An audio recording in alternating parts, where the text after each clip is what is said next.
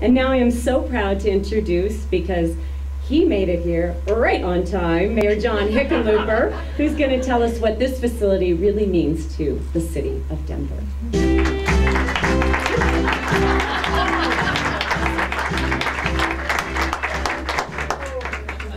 That's a tough act to follow. That's impressive. It's even tougher to follow the theme song.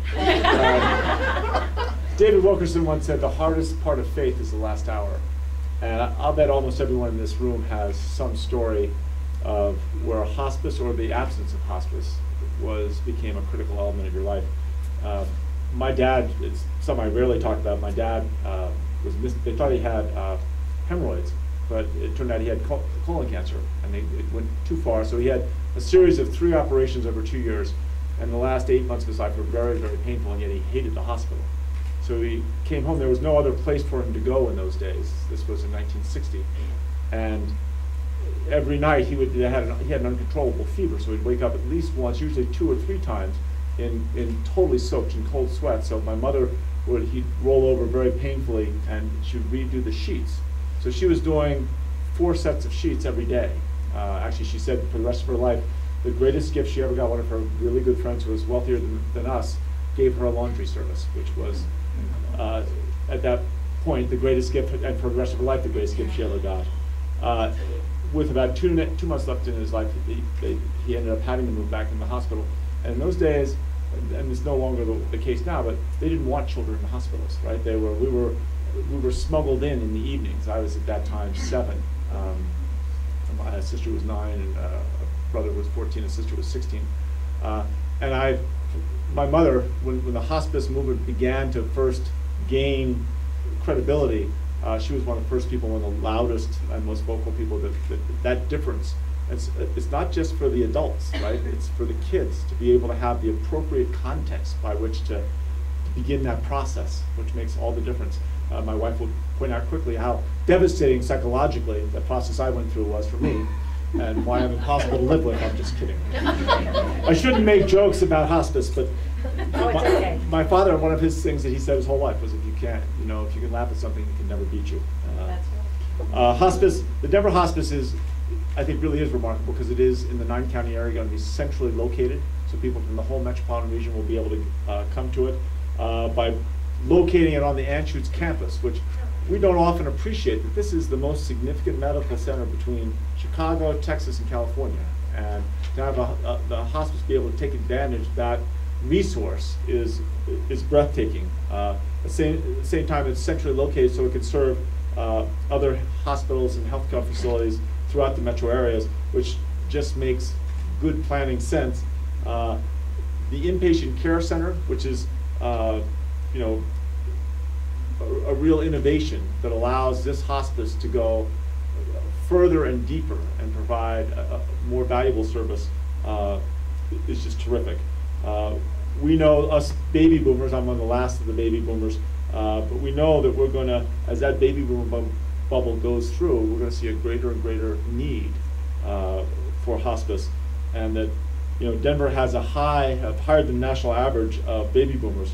Roughly 33% of the metro area is roughly 2.6, 2.7 million people, versus national average is about 27%.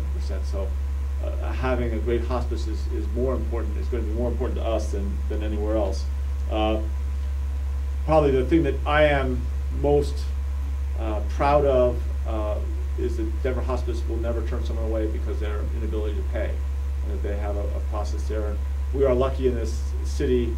Linda Childers is going to speak for a moment. We have organizations like the Daniels Fund that go miles in regards like this, and the partnership between some of our foundations like the Daniels Fund and some of our service providers like the Denver Hospice is unique. We don't see that in every city, and that ability to be able to be need or aid blind. It doesn't matter how much money or how little money a family has, but they'll make sure, Denver Hospice will make sure that they are, whether they're poor and homeless, whether they're underinsured or uninsured, that they will be taken care of, and that regardless of disability or age, there'll be space for them. So I want to thank Barry and Jay and Kamala Reichert. I want to especially thank Denver Hospice for all that they've done. This is you know, a remarkable institution. And I end up lobbying a lot of different things in Washington or at the state, and it's always good to have another one kind of tucked in your hip that you can believe in and you can give a strong pitch for. Now I'd like to introduce another one of the great partners of Denver Hospice, and that's the state. One thing about Bill Ritter is he has been very, very focused on making sure that we have access to health care for those that need it most, and that the last and the least are not left behind. So on behalf of Governor Ritter's office, Joan Henneberry is here. She's the Executive Director for the Colorado Department of Healthcare Policy and Finance, HICFA, or whatever it's called, HICPUF. Sorry. People always confuse me with Hickenlooper, HICPUF, it's some kind of thing. Anyway, let me introduce Joan Henneberry before I get in trouble.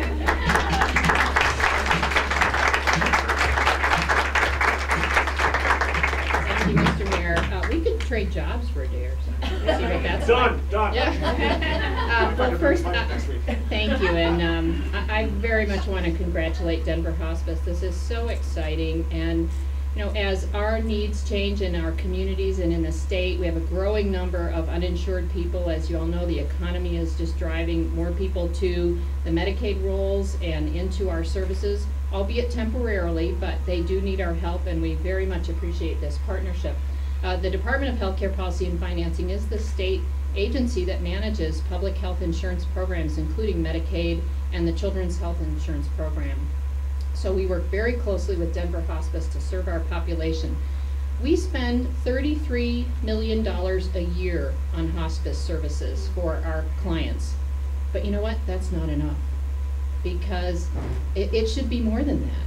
And the more we spend on hospice and the kinds of services that people really want and need at the end of life, the less we'll spend in unnecessary hospitalizations and in services and benefits that people don't really want.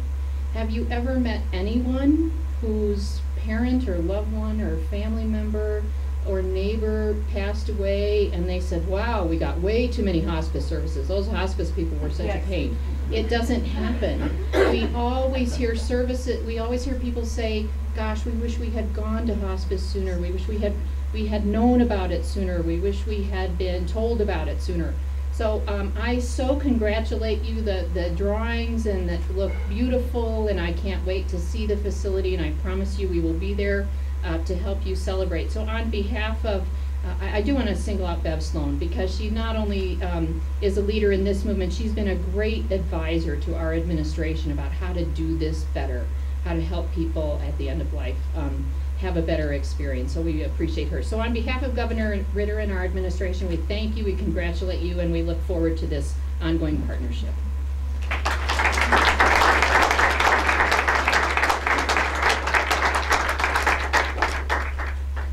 I hope I'm right up here next. Everybody's said so many wonderful things. And I echo that, because sometimes, and I think many people understand this, when you go to Children's Hospital, so many times I've met some of the great staff at Children's Hospital, nurses and doctors, and people always say to me, how do you do that? How do you do that job?